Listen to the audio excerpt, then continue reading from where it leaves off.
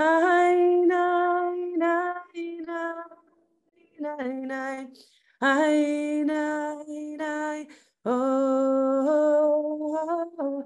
Hi, nai, nai, nai, nai, nai. Hi, nai, nai, nai. Wow. Thank you for that. That was really beautiful. It's making me even more excited for what's more to come and your continued thoughts and insights that you'll be sharing later on. Your voice is really beautiful. Thank you. Thank you. So we have alluded to the making of challah, specifically the dough, as an opportunity to meditate, to relax, and to recenter. And Kayla Rosen, who is an educator, a farmer, a meditation guide, she's provided us with some meditations before, and she actually wrote one for us today.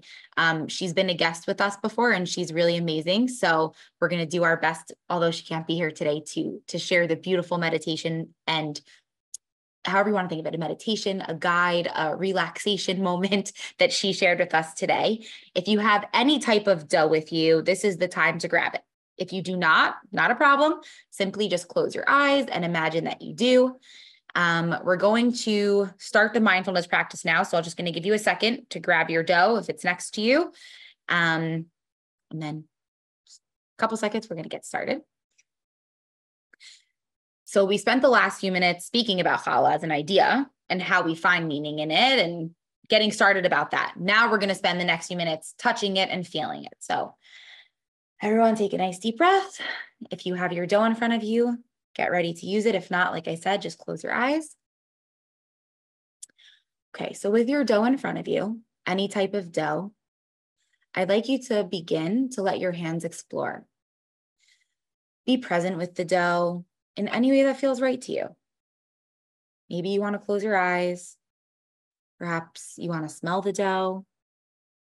How does it feel between your fingers? Is it sticky? Is it cold? Warm? Is it uncomfortable? Does it feel good? Does it evoke any memories? Any hopes? Challah reminds us how to take the raw ingredients and shape it into something nourishing. In Judaism, the practice of making challah is special for women. It's tangible. It's physical. When we make challah, we take raw ingredients, we mix them, and we knead them. We shape the dough into what we want it to be. In life, we're handed raw ingredients. Some are wonderful, others don't taste so good. But we have the ability to add some metaphorical sweetness or a bit of salt to add flavor. We should remember that while we do not choose the individual ingredients, we do have the gift of being able to mix them, to knead them, to shape them into what we choose. We can create things out of these ingredients to find nourishment. Take a few deep breaths. Continue to feel your dough if it's in front of you. If not, imagining what it could feel like, what it might have felt like in the past if you've ever played with any kind of dough or used any. And if your eyes were closed, let's open them. I really hope you found that inspiring and even grounding as we end the week and looking forward to Shabbat and the week ahead.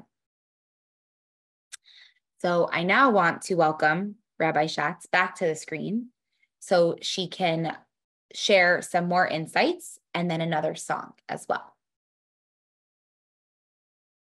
Thank you. That was really beautiful. Thank you for doing that. So I want to share a bit about the actual blessing of challah. So when we take challah from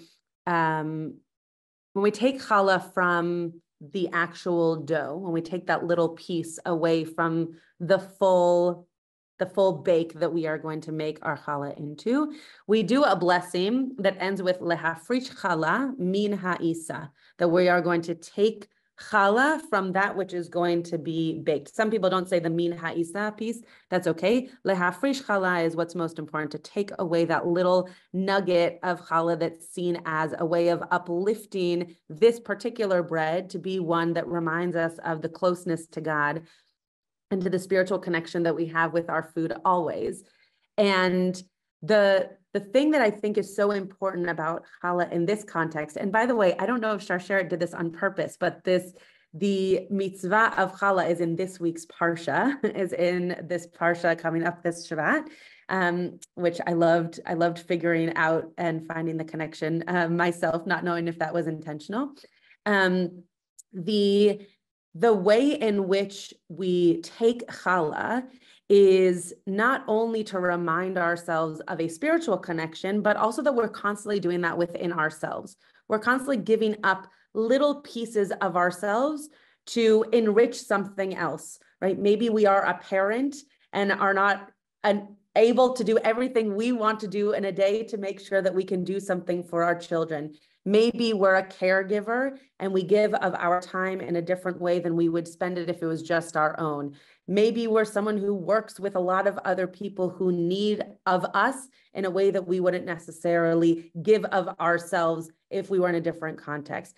That's what this lehafrish challah is all about, is recognizing that sometimes we have to take a little piece of ourselves away, not to miss it in the rest of the challah that will be baked eventually, but to recognize that we are not alone in this world for anything, for celebrations, for moments that are struggles, that we are taking little pieces of ourselves to be able to recognize the larger community that we are part of, to recognize the larger ecosystem of Jewish practice and ritual and spiritual connection that we are part of.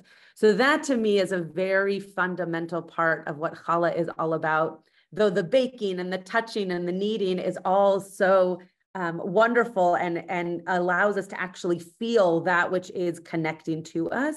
This little moment of taking something away reminds us that that's a part of living always, that we take a little piece of ourselves to be able to give back to even a broader sense of what it means to be part of community and religion. The song that I'm going to share is a song written by Rabbi Josh Roshofsky, who some of you may know. It's a song called Hapoteach. I'm going to show you the words first, and then I'm actually going to play the song because there's something quite beautiful about hearing it with all the instrumentation and all the voices, not just my own. But here are the words, and then I'm happy to share this page in the chat so you can follow along if you'd like to. The words are Hapoteach bechol yom dilatot sha'arei mizrach. So for the one who opens up things for us every day, may the doors of the gates of heaven also open for us. Uvokea chalonei rakia, and bursts open through the windows of the upper world, of the heavens, of the sky. Motzi chama mimkoma, who brings out the sun to her place. Ulevana mimchon shivta. And places the moon in her resting place. And I think this connects to challah because we open up our hands and we say, thank you, God, right? Hamotzi lechem min haaretz, for putting this dough into our hands for us to be able to lift it up and make it our own. But we have to have our hands open to be able to receive it. So I hope that this is a song that adds to that meditation that you heard before. I'm just going to stop sharing so I can share the other screen. And then don't worry about the spelling of my name. People do that all the time. Do not feel embarrassed for 1 second. And Schwarzenegger has a restaurant called Shotzi. So, there we go. Okay, here's the song.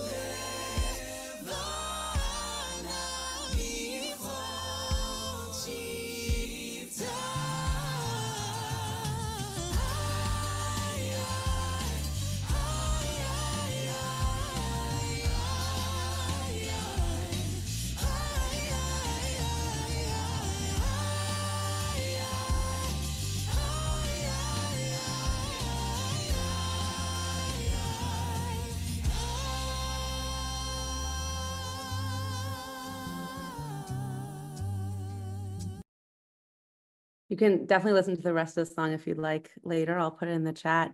But just to remember this hapoteach in terms of opening up our hands, that we need to open up ourselves and take a little piece of ourselves to be able to feel the wonder and to feel that which is coming into us to help us feel the beauty, the joy, the gratitude in life. Shabbat Shalom. Okay. Thank you so much. That was so beautiful. Your insights were fantastic. I actually have never thought of everything you shared, and that was so nice and so humbling and so important. So thank you, really. And that song was also amazing. All their voices are beautiful. So yes, thank you for sharing. I know everyone's interested in being able to watch that again. So yeah, if you could please share the link, that would be amazing. And of course, it will be in the recording as well. So now I want to talk a little bit about some challah traditions.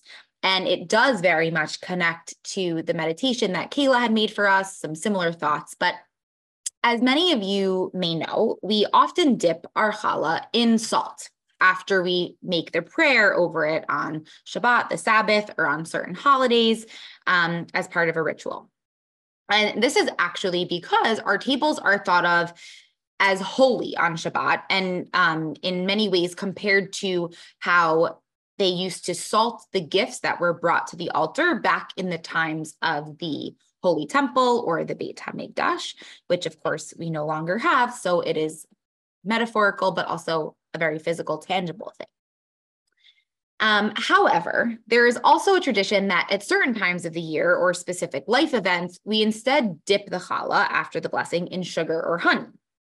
And this is to make sure that we are bringing sweetness to our lives, to remind us of joy and good times, and to give ourselves the extra blessing of sweetness in our lives during these certain times. So this shows us something very important.